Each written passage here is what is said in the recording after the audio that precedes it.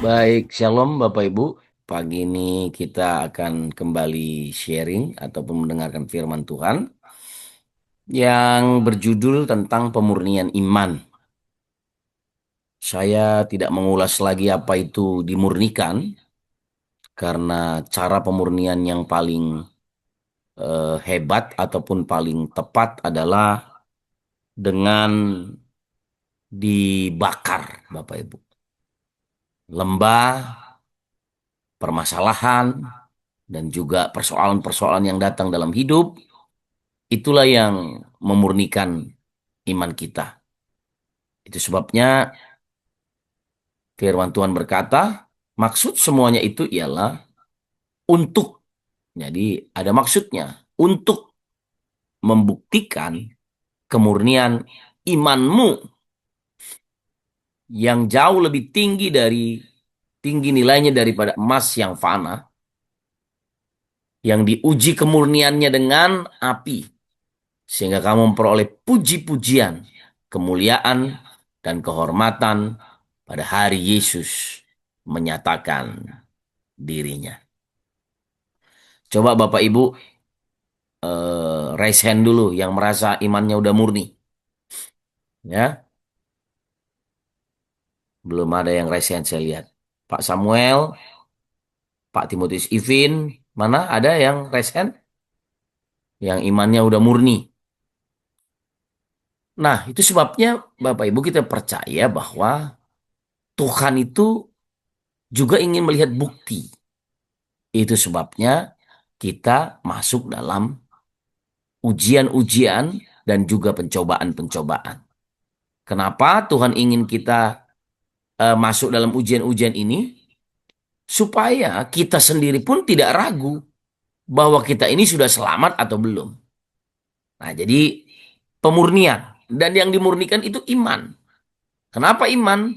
Karena imanmu jauh lebih tinggi nilainya daripada emas yang fana.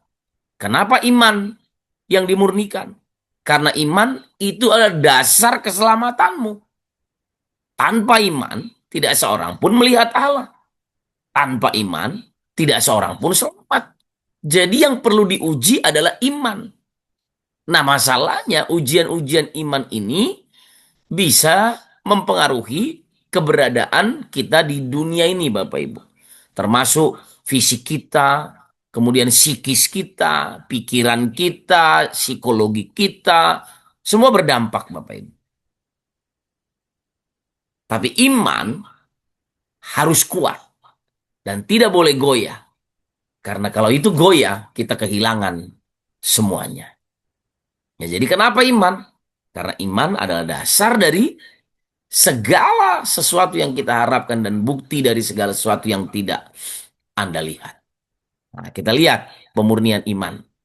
Apa saja yang Tuhan rindukan untuk kita bisa melihat kemurnian iman kita? Awal dari iman ternyata adalah anugerah Allah. Bapak Ibu, ternyata kita ini selamat. Kita perlu mengerti. Karena kasih karunia saja. Nggak ada seorang pun layak untuk diselamatkan. Itu sebabnya anugerah Allah membawa Anda untuk melihat kemuliaannya. Anugerah Allah, Roh Kudusnya, yang membawa Anda untuk menjadi orang beriman. Wah, ini hebat ya. Udah dikasih cuma-cuma. Tapi Tuhan juga yang mendorong dan Tuhan juga yang memberikan, menganugerahkan itu kepada semua orang. Nah, jadi iman dimulai dari anugerah Allah yang melahirkan kembali orang percaya. Dan ini masalahnya, harus bertumbuh menuju kedewasaan. Jadi Tuhan itu eh, menghendaki kita ini menjadi orang-orang Kristen, orang-orang percaya yang dewasa, Bapak Ibu. Karena iman dimulai dari anugerah Allah yang melahirkan kembali orang percaya dan harus bertumbuh menuju kedewasaan. Kedewasaan ini adalah keserupaan, Bapak Ibu. Kedewasaan bisa diperoleh melalui apa? Kedekatan hubungan dengan Tuhan. Keintiman dengan Tuhan. Nah, itu sebabnya nggak ada cara lain sih Bapak Ibu ya. Untuk kita bisa tumbuh. Baca firman, berdoa, melalui semua permasalahan kehidupan, tetap percaya. Itu yang membuat kita mature, dewasa. Dan kedewasaan itu adalah keserupaan. Banyak orang berpikir keserupaan dengan Tuhan, kita diciptakan serupa segambar dengan Allah, itu bicara tentang kekayaan, bukan. Tapi kedewasaan dalam iman, itulah yang harus kita kejar. Yang mengerti katakan amin. Ya. Nah, sekarang kita lihat proses pembentukan hidup dalam iman. Bapak Ibu, kelahiran baru bukan hanya perubahan status, tetapi awal proses pembentukan iman sepanjang hidup, seumur hidup. Jadi orang kalau berkata begini, aduh nggak selesai-selesai masalah ini. Ya memang selama kita hidup nggak akan selesai. Semua manusia yang hidup punya masalah. Kalau nggak mau lagi punya masalah, ya mati Bapak Ibu. Jadi begitu kita dilahirkan baru, kita percaya kepada Yesus. Bukan hanya status yang berubah, tapi awal. Ketika kita menjadi anak-anak Allah, ketika kita menjadi percaya, awal dari ujian-ujian, dari persoalan-persoalan akan datang dan mendekat kepada kita. Bahkan yang lebih saya percaya lagi, semakin kita beriman, ujiannya juga semakin besar. Nah, jadi proses pembentukan dalam iman itu berlaku kapan?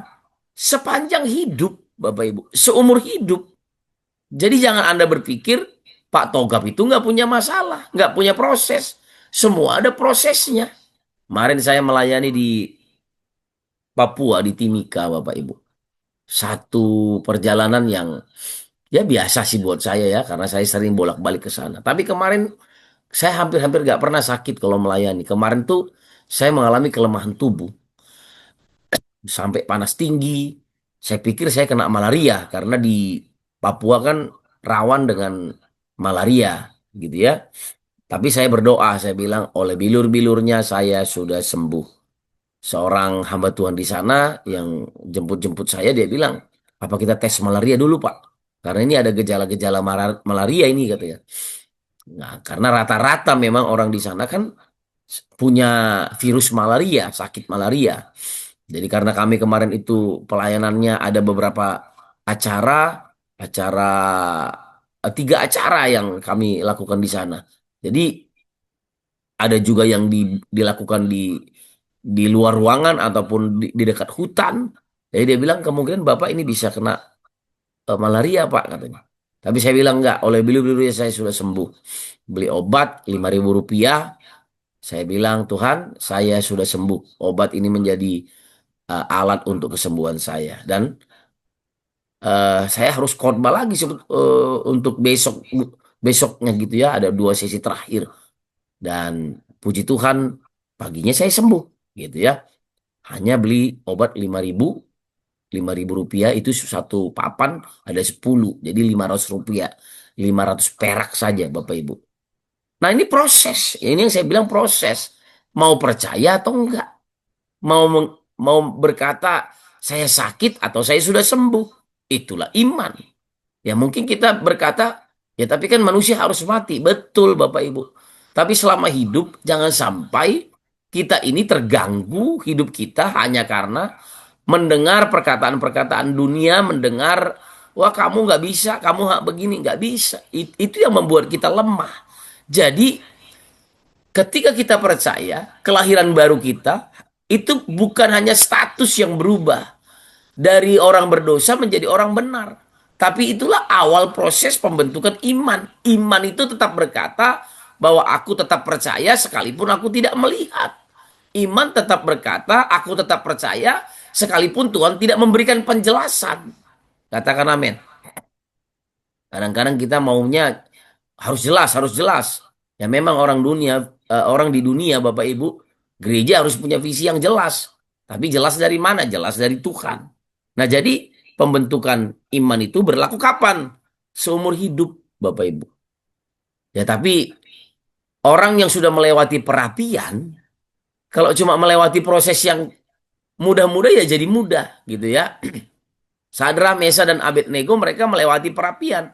Saya percaya begitu mereka melewati perapian itu, apa aja mereka berani lewati. Gitu ya. Ayo, Bapak Ibu, saya lanjutkan lagi. Nah, sekarang mengapa iman harus dimurnikan? Iman harus bertumbuh dan sempurna. Jadi, kalau orang dunia bilang gini, kesempurnaan itu hanya milik Allah. Allah, kita ini sempurna, Bapak Ibu. Kesempurnaan itu bukan hanya milik Tuhan, tapi milik kita. Katakan amin. Kita berbeda, Bapak Ibu. Karena kesempurnaan Kristus ada pada kita. Iman tidak berhenti di awal, tetapi harus melalui proses menuju kedewasaan dan keautentikan. Nah, ini dia.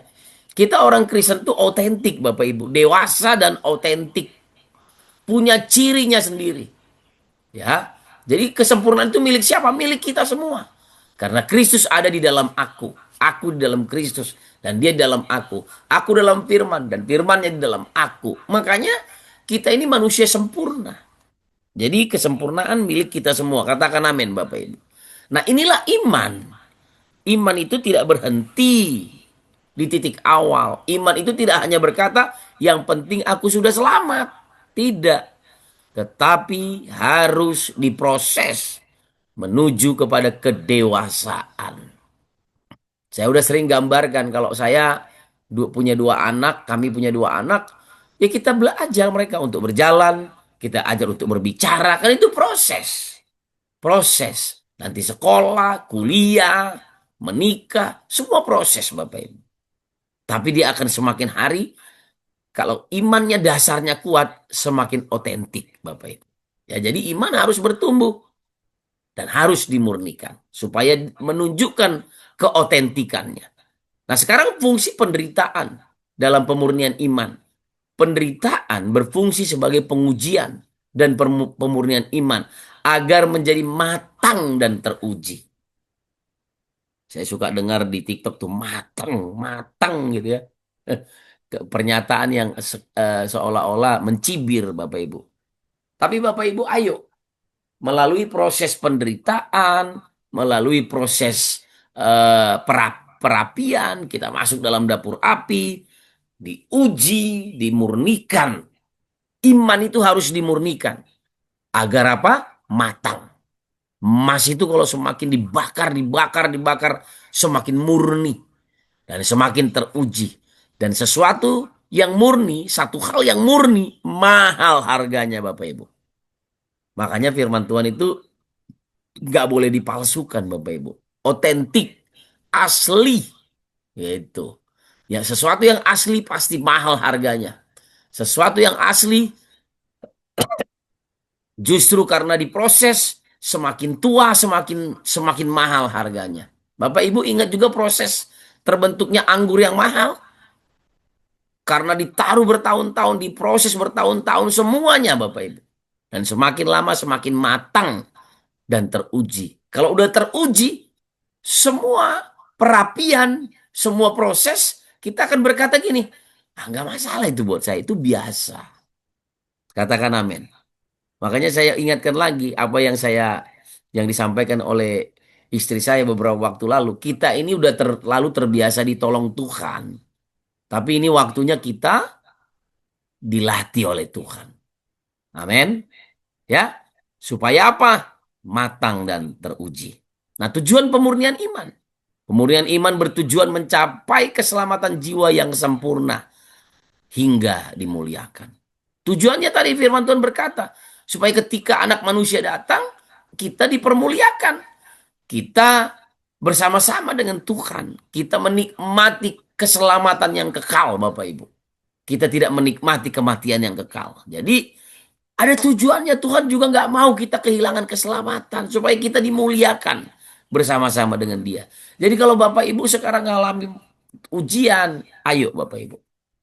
Kemarin itu ya Bapak Ibu ya, beberapa hari, ya kemarin pas kita pagi-pagi kemarin, saya masih di Papua, masih di Timika dan kita sementara mengikuti KGP, ada seorang, ini ya saya bacakan ya, ada seorang teman saya melayani bersama-sama majelis di gereja, eh tiba-tiba dia WA saya dengan, eh, dia bilang gini ya, saya bacakan WA-nya.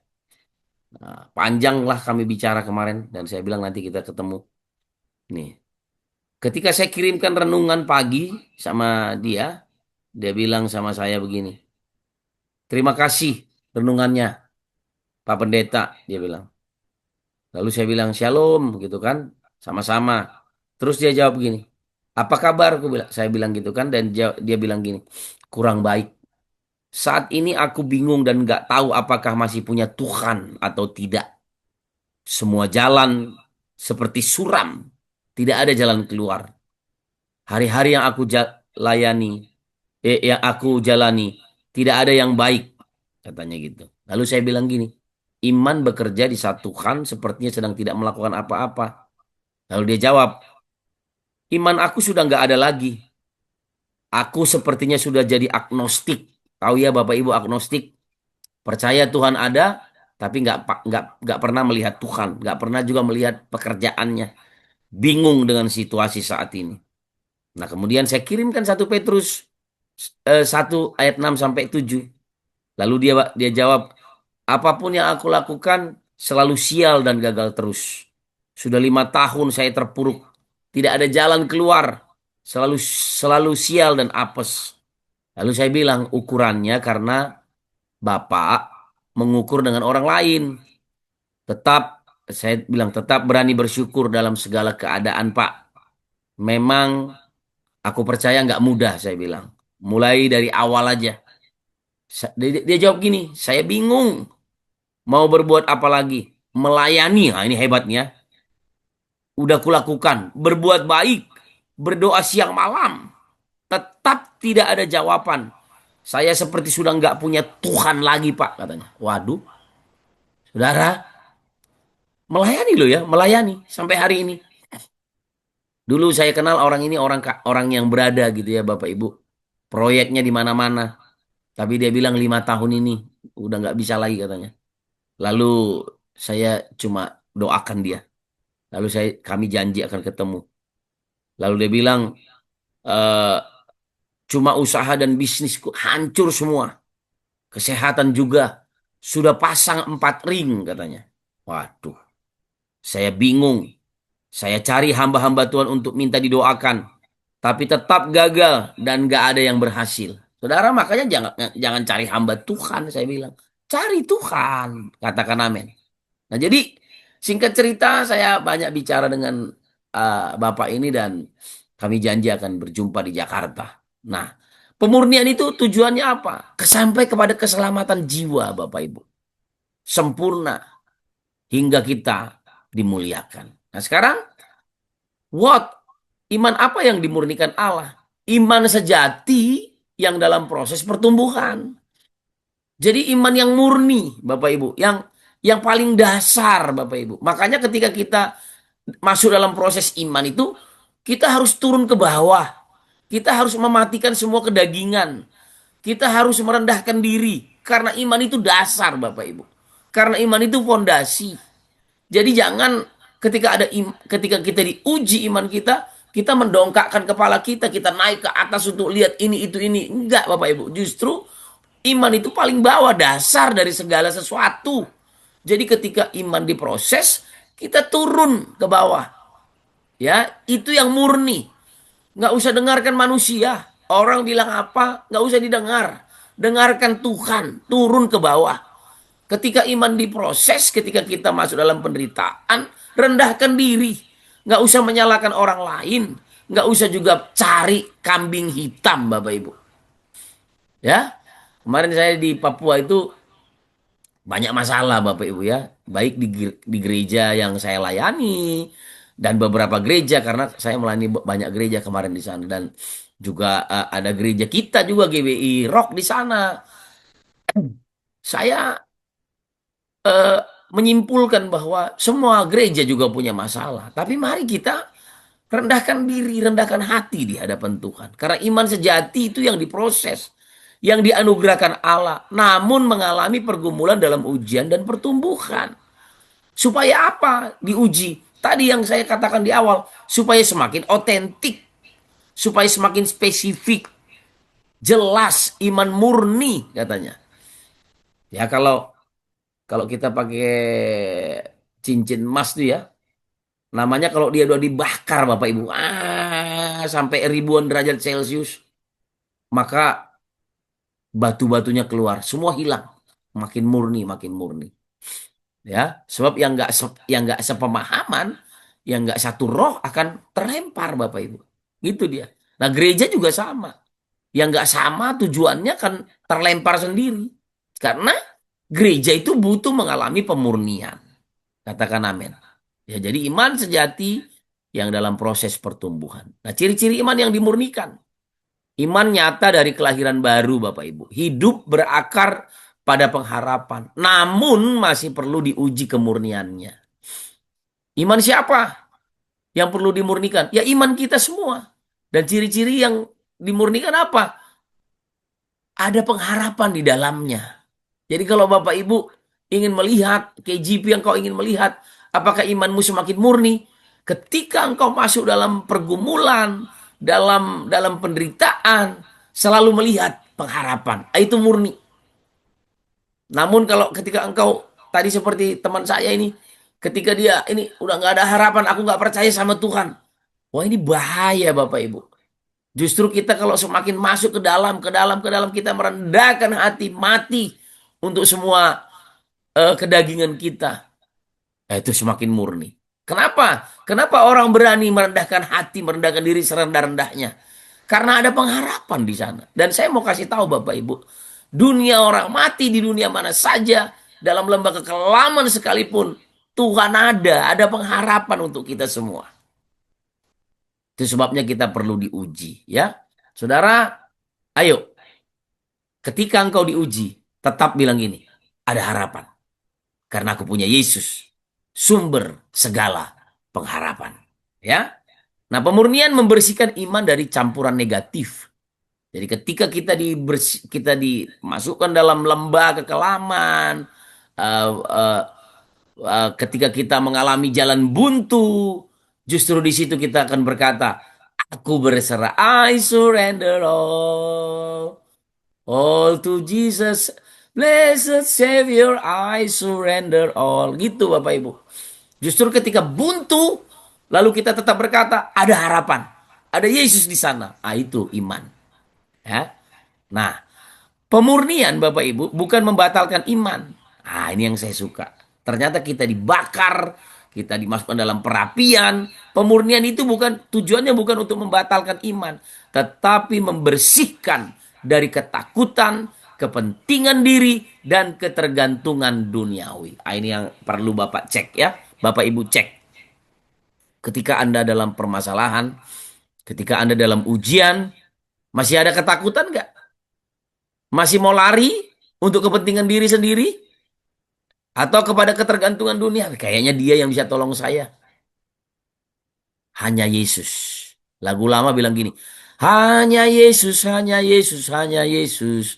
Pujaanku hanya Yesus, hanya. Dia Rajaku, hanya Yesus, hanya Yesus. Dia Allahku, hanya Yesus. Penolongku. Cuma dia yang harusnya. Jadi ketergantungan kita itu jangan lagi kepada dunia, tapi ketergantungan kita kepada sumber pengharapan. Ketika kita masuk dalam perapian, kita semakin murni. Hanya Yesus. Ya, kemarin saya melayani camp penyembah Bapak Ibu ya. Ya, sahabat penyembah. Jadi tim profetik lah gitu. Bongkar semua hati. Dan di situ kita melihat siapa yang Anda layani selama ini. Kalau Anda hanya ingin kemewahan, hanya ingin ini itu, siapa yang Anda layani? Yesus berkata, makananku ialah melakukan kehendak Bapa dan menyelesaikan semua pekerjaannya. Wah, otentik Bapak Ibu. Bapak Ibu, seberapa otentik hidupmu hari ini dalam melayani? Tujuannya apa? Ketergantungan duniawi, kepentingan diri sendiri, takut untuk keluar dari ketakutan Anda melayani. Salah Bapak Ibu. Justru karena kita sudah menang, kita melayani. Ya. Sekarang bagaimana saya dengan cepat? Bagaimana iman dimurnikan? Melalui pencobaan yang diizinkan oleh Allah. Karena pencobaan adalah bagian rencana Allah seketika. Ya, dengar, yang seketika dan perlu untuk proses pemurnian iman kita. Kemudian apa? dengan hidup dalam pengharapan kebangkitan Kristus. Kebangkitan Yesus memberi makna eskatologis pada penderitaan sebagai perjalanan menuju kemuliaan. Jadi hidup dalam pengharapan, ya, pencobaan diberikan. Kemudian dengan mengasihi dan mempercayai Kristus tanpa melihat. Ya, ini yang tiap pagi kita doa perenungan salib. Ya, sekalipun aku tidak melihat. Sekali berkali, bukan itu ya, gimana lagu yang lagi hit sekarang itu ya. Sekalipun nggak melihat, eh, se- walaupun gunung itu tak berpindah, tetap percaya. Kau yang punya kuasa sekalipun ku dalam lembah kelam. Tak mengapa asal kau di sampingku. Masalahnya Bapak Ibu udah dalam lembah. Kita nggak punya harapan, nggak ada Yesus. Ya mati makanya. Jadi iman yang matang adalah percaya tanpa bukti visual. Ketaatan pada pewahyuan Allah dalam Kristus. Ya, keluargamu Bapak Ibu. Mungkin Bapak Ibu lihat gini, nggak mungkin suamiku ini berubah. Bapak Ibu jangan ngomong gitu. Ngomong aja, suamiku sudah berubah. Walaupun Anda belum melihat secara visual. Tapi imanmu bekerja. Karena iman itu nggak punya alasan Bapak Ibu. Iman itu udah selesai di kayu salib. Tuhan udah menyelesaikan semuanya. Ya, itu yang saya suka bilang. Orang tidak akan berubah kalau dihakimi, tapi orang berubah kalau mereka diampuni dan dikasihi. Ya, ayo mengasihi dan mempercayai Kristus tanpa melihat. Nah, iman seperti benih yang memerlukan tanah, air, panas, dan waktu untuk menghasilkan hasil yang lebih baik. Jadi saya nggak berkata biar waktu yang menyelesaikan, tapi memang hidup ini penuh dengan proses Bapak Ibu. Sampai kita nanti dipanggil pulang. Nah, sharingkan yang pertama, iman seperti apa yang Anda miliki hari ini? Ya, yang kedua, apakah Anda pribadi mudah dibentuk? Bagaimana? Apakah Anda mudah dibentuk? Imanmu mudah dibentuk atau tidak? Sharingkan dua hal ini. Iman yang seperti apa? Apakah pribadimu mudah dibentuk? Atau Anda keras hati? Ini masalahnya. Ini di-sharingkan dan dijelaskan bagian kedua ini. Coba jujur sama kelompok supaya Anda bisa didoakan. Ya, kita berdoa demi nama Yesus, biar Tuhan beracara atas kami. Iman kami dimurnikan dan hidup kami berubah dalam nama Tuhan Yesus. Haleluya. Amin.